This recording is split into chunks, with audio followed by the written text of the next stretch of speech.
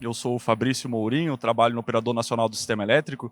Vou fazer uma apresentação aqui um pouco diferente das outras apresentações, mas vou tentar trazer a visão da operação do sistema elétrico brasileiro e como a geração distribuída já atingiu um patamar tão grande, ela representa grande parte da nossa geração, especialmente agora, ela deve ser responsável aí, talvez pela segunda parcela de geração à demanda de energia elétrica do país, ou terceira nesse momento. Então isso acaba tendo um papel, né, cada vez mais importante na nossa matriz eletroenergética. E eu vou fazer uma apresentação então um pouquinho do ONS para explicar um pouco como funciona a nossa operação, como é o nosso sistema, qual o papel da geração distribuída e como a gente enxerga, né, o futuro desse setor e do setor elétrico brasileiro como um todo. Bem, começar a falar um pouquinho do ONS, um pouquinho institucional, mas eu acho que é importante para quem ainda não tem conhecimento da empresa e qual é o nosso papel. O ONS é uma empresa única no Brasil, é uma empresa privada, sem fins lucrativos, e ela presta um serviço de utilidade pública, um serviço para toda a sociedade brasileira. O ONS faz a coordenação da operação de toda a geração centralizada do Brasil e das instalações do sistema de transmissão. E também do sistema isolado do estado de Roraima, que ainda não é o único estado não interligado ao Sistema Interligado Nacional. Bem, o INS, então, é uma empresa jurídica de direito privado, sem fins lucrativos, é importante frisar isso, sob regulação e fiscalização da Agência Nacional de Energia Elétrica. O INS não possui nenhum ativo, nós não somos donos de nenhuma planta de usina, nenhum ativo de transmissão, mas a gente faz essa operação centralizada de todos os ativos de geração e transmissão para garantir um benefício sistêmico agregado para a sociedade. Eu vou falar melhor disso na frente. A missão do ONS, então, já trago assim logo de cara, usar o mínimo possível as termoelétricas do Brasil para atender a demanda da sociedade por energia elétrica. Para isso, nós temos que fazer um gerenciamento tanto do uso da água em todos os reservatórios, quanto dos recursos disponíveis de sol, vento, sempre buscando aí atender a demanda por energia elétrica, mas preocupado, né, em evitar blackouts, evitar racionamentos, e sempre pensando no menor custo possível para os consumidores, né? Então a gente busca sempre esse equilíbrio, né, dinâmico de utilizar os recursos da melhor forma possível, com critérios de confiabilidade para atendimento aos consumidores. Nós temos, então, né, uma equação básica aqui da operação do sistema, né? De um lado está o custo do suprimento e do outro lado está a segurança do suprimento, né? Não existe nenhum sistema no mundo que é 100% seguro. Um sistema 100% seguro teria um custo infinito. Então nós precisamos sempre estar buscando o equilíbrio entre segurança e entre custo. Com um sistema que cada vez mais fica descentralizado, está mudando a sua característica aí de geração. Buscando, então, sempre uma operação segura, mas ao menor custo possível. Aqui é como se relaciona o setor elétrico brasileiro, né? Nós temos, então, o Ministério de Minas e Energia, pelo CNPE, MME e CMSE, que fazem a definição das políticas públicas, né, associadas ao setor de energia elétrica, a implementação dessas políticas e monitoramento de forma geral, com a EPE pensando aí na expansão do sistema. Embaixo daí tem a ANEEL, que faz a parte da regulação e fiscalização, e o ONS, que faz então a operação de fato desses ativos, né? Precisamos nos relacionar aí com várias entidades, também a Agência Nacional das Águas, vários agentes associados aí, geradores, transmissores, para fazer essa coordenação centralizada da operação do sistema. Então, assim, de fato, a estrutura do setor ela é muito densa, porque o setor ele é muito complexo, né? O setor elétrico é um setor de infraestrutura que dá base, né, para toda a economia funcionar, então ela tem um arcabouço muito grande por trás dele.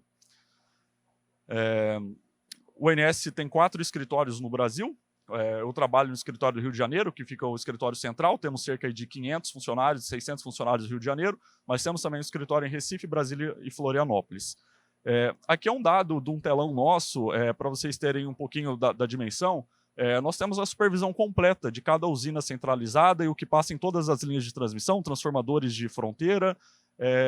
Isso o ONS trabalha 24 horas por dia, todos os dias do ano, para garantir que a operação ocorra da melhor forma possível, né? E sempre que alguma coisa acontece fora do planejado, a gente precisa atuar para corrigir, para que nenhuma pessoa sinta, né, que está acontecendo alguma questão no sistema, sinta uma falta de luz. E por que assim que existe o ONS, né? Todo país existe um operador que faz essa gestão centralizada dos recursos de geração, transmissão, e depois, como eu vou falar à frente agora, como a gente integra a geração distribuída também nessa gestão centralizada e organizada. No Brasil, nasceu da necessidade de uma coordenação sistêmica para assegurar ganhos sinérgicos para toda a sociedade. O que quer dizer isso? No Brasil nós temos a característica de muitas usinas em cascata, onde a decisão do que a gente vai gerar em uma usina acaba impactando em outra usina, que essa outra usina está conectada embaixo, né? E isso a gente precisa fazer uma coordenação de enchimento, esvaziamento dos reservatórios, de tal forma a extrair um ótimo global desse setor. Então o ONS, né, então nós operamos então cerca de 200 gigawatts de geração de potência instalada. Temos um sistema de transmissão hoje no Brasil de quase 180 mil quilômetros de linhas de transmissão. E vamos ter uma expansão, isso é muito importante enfatizar aqui, de 20% nos próximos 4 anos. Então, o sistema de transmissão brasileiro vai crescer 20% para acomodar não só carga, o crescimento de carga, mas para acomodar também o crescimento de geração, para a gente usar cada vez mais geração renovável, para a gente conseguir escoar essas fontes, usando cada vez menos termoelétricas, tá? Temos uma carga aqui do Brasil, né, da ordem de 67 gigawatts, na verdade subiu um pouquinho, está em torno de 70 hoje, com uma capacidade de geração de 200 e alguma coisa, né? É sempre um pouquinho sobredimensionado, porque existe um fator de capacidade, a gente precisa gerenciar essas variáveis, tá?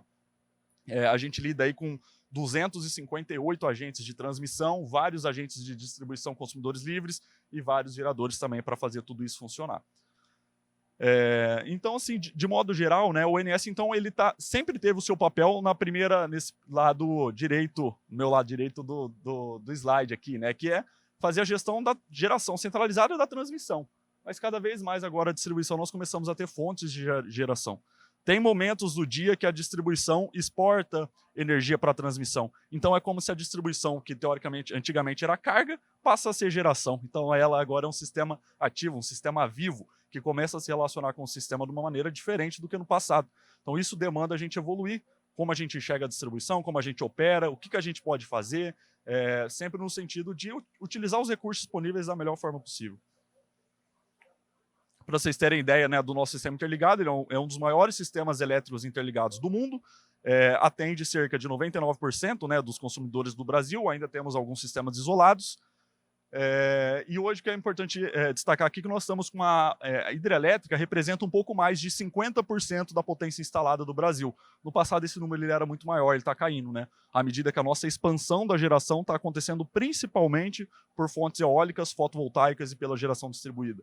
Então já está representando aí cerca de 35% da potência instalada, tá? E o percentual térmico do Brasil ele está cada vez reduzindo mais.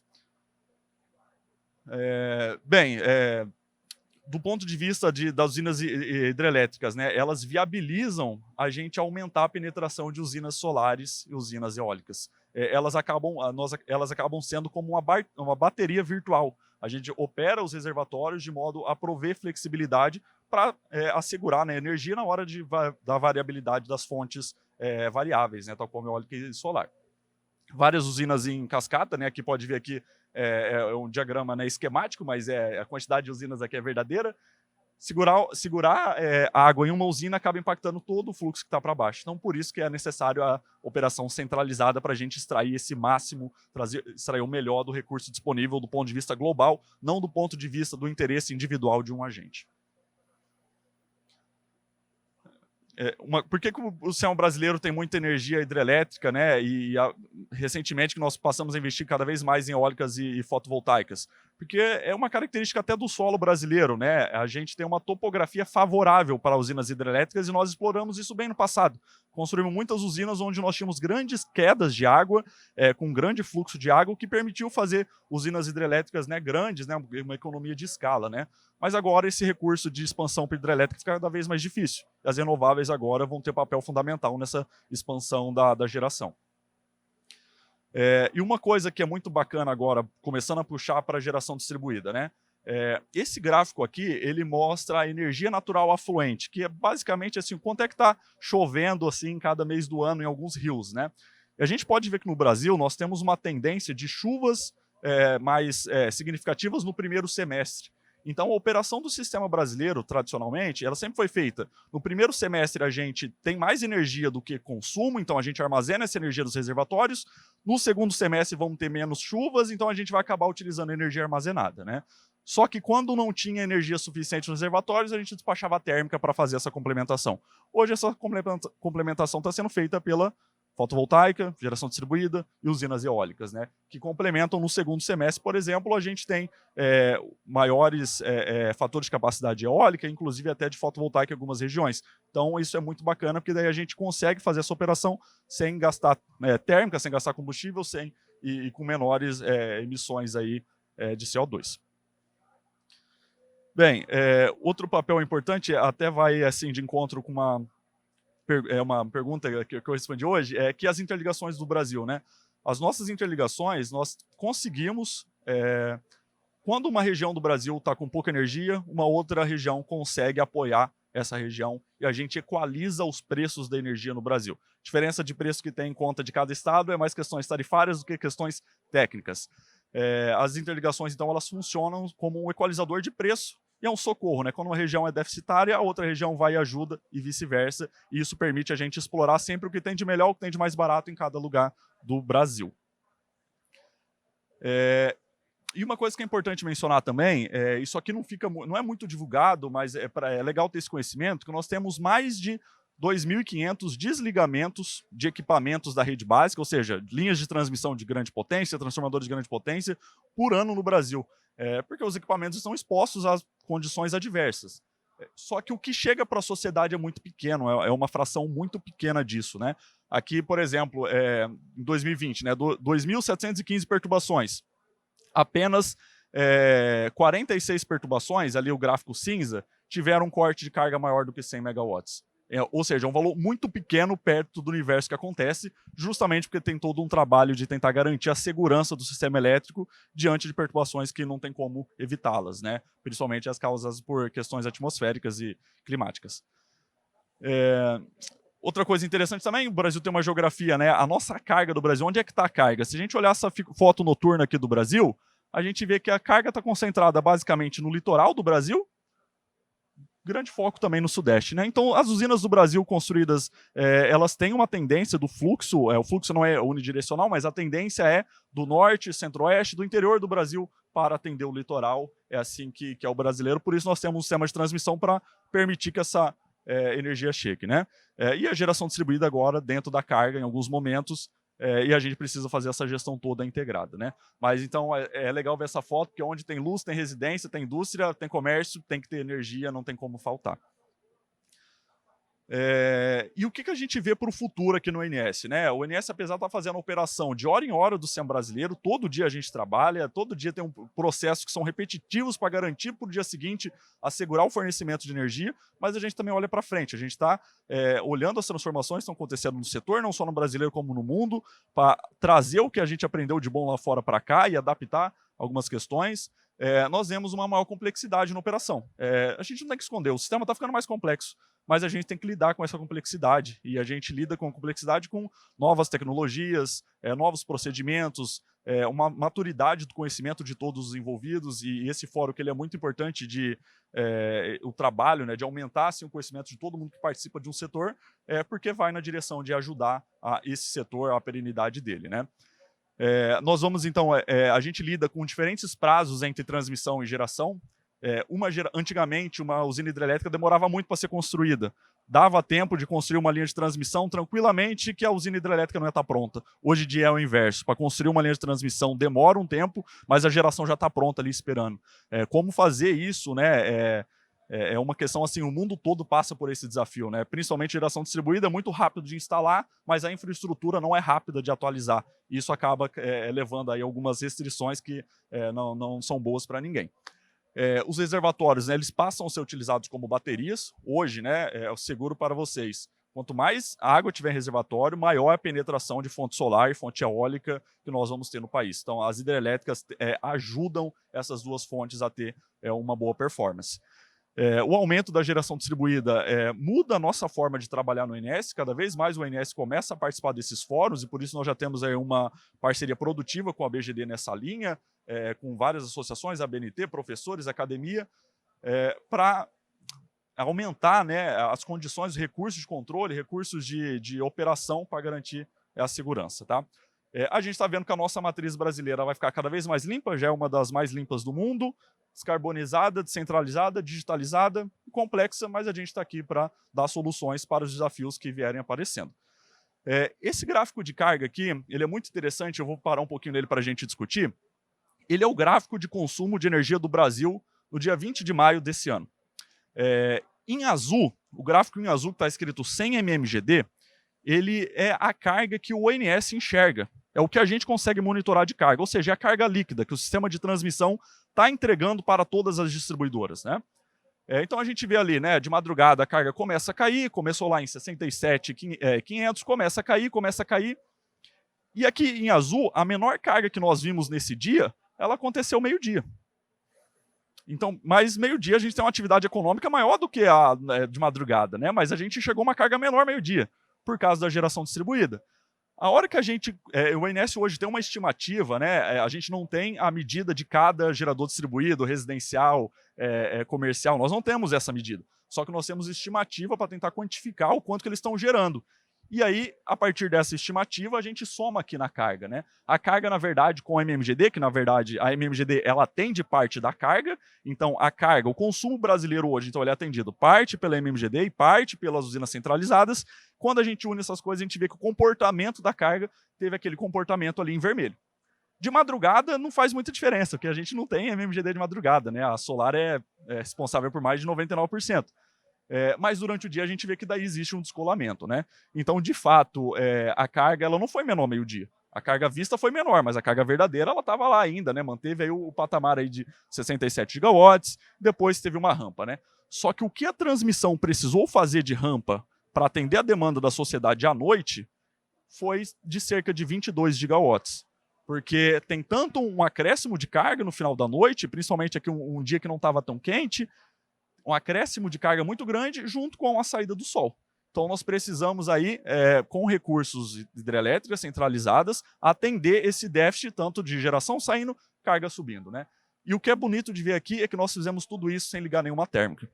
Então a gente consegue fazer tudo isso no Brasil hoje com as hidrelétricas. Claro, estamos numa condição de chuva muito favorável, né? Mas é para vocês verem como que as fontes elas são complementares. Então a gente não tem que procurar, não tem preferência entre fontes, a gente tem que usar da melhor forma cada uma das fontes, né? No Brasil aqui a gente ligou praticamente um Reino Unido em 3 horas e o sistema ficou estável, o sistema ficou seguro, é um motivo assim que nos dá orgulho e a gente trabalha para isso. E agora, falando um pouquinho agora, mudando um pouquinho o foco da apresentação, parei de falar do ONS e falar um pouquinho aqui da National Grid, que é um operador do sistema elétrico lá do Reino Unido. A gente tem bastante contato, bastante amizade com esse operador. E apresentar um problema que um programa que eles lançaram esse ano. Aqui está até o link do programa para quem quiser depois acessar. É um programa de megawatt dispatch, de despachar megawatt, basicamente. Lá no Reino Unido, tem algumas regiões lá do Reino Unido começaram a ter uma restrição para escoar a geração distribuída, porque a rede já se encontrava em sobrecarga em alguns horários. É um fenômeno bem parecido com o que a gente tem aqui no Brasil em algumas regiões. E aí, quando você tem restrição para escoar a geração, não tem como brigar com leis da física, né? A gente tem que arrumar uma solução para o problema. Não adianta simplesmente, não, vamos colocar e vamos esquecer que um desafio existe, né? Uma solução é ficar expandindo a rede, né? Vamos expandir a rede de distribuição, transmissão, mas essa solução é cara e ela demora. Uma outra solução é começar a utilizar a inteligência, utilizar a tecnologia. E esse programa, ele permite o operador da transmissão, né, a National Grid, que é similar ao ONS, avisar para a distribuidora, o DSO, que tem um problema acontecendo, e aí a distribuidora pode comandar um gerador distribuído a ser desconectado por alguns minutos, algumas horas, até esse problema resolver. Num primeiro momento pode parecer como uma coisa ruim você desligar um gerador distribuído. Só que ao permitir isso, fazendo isso em 3, 4, 5% do tempo, você permitiu um acréscimo de geração distribuída muito significativo. Esse programa ele viabilizou a conexão adicional de 1 gigawatts de geradores distribuídos, como se fosse a nossa MMGD. 1 gigawatt para o Reino Unido é muita coisa, né? Então, ter um controle da geração distribuída viabilizou maiores penetrações, né? Maiores dispositivos, né? Claro, para isso funcionar tem que ter um monte de regra, né? Para ninguém exercer poder de mercado, para ninguém sentir que está sendo prejudicado sem necessidade. Isso precisa estar bem encadeado para funcionar, né? Mas a gente, para avançar no setor, né, chega no momento que esse avanço ele demanda tecnologia, demanda engenharia, demanda ciência, porque os recursos ficam mais limitados, fica tudo mais difícil na medida que o setor cresce de forma tão exponencial. Mas é um bom case para o Brasil, olhar, ver o que deu certo. Outros países já têm esse mesmo tipo de operação. A diferença do Reino Unido é que o controle é feito por um contrato bilateral, gerador distribuído, distribuidora, e a distribuidora tem esse contato direto, não tem a figura do agregador. A gente ainda precisa estudar para o Brasil qual é o melhor modelo para trazer para cá e operacionalizar aqui, para viabilizar mais conexões. Bem, termino aqui minha apresentação falando que a evolução dos requisitos técnicos de conexão dos inversores, e o PSQ tem um papel muito importante nisso. O aumento da controlabilidade e observabilidade, né? Ou seja, eu ter o controle da geração distribuída em alguns momentos, saber o quanto é que está gerando ou não em alguns momentos, junto com a evolução da regulação, muitos falou aqui da 1059, ela também precisa evoluir. A gente precisa trazer mais tecnologia para essa regulação. Procedimentos operativos, né, que a regulação acaba indicando quais serão, junto com processos setoriais, maior integração setorial de várias entidades e a gestão do conhecimento. A gente precisa de tudo isso para garantir a sustentabilidade do setor elétrico como um todo e também do setor de geração distribuída. Essa aqui é a receita, o ONS faz parte de um pouco dela, a gente está à disposição para ajudar que esse setor continue sustentável, crescendo e contribuindo, né, para a gente gerar uma energia limpa aqui no Brasil. Bem, acho que é isso. É isso, pessoal. Muito obrigado. Agora fico à disposição de todos.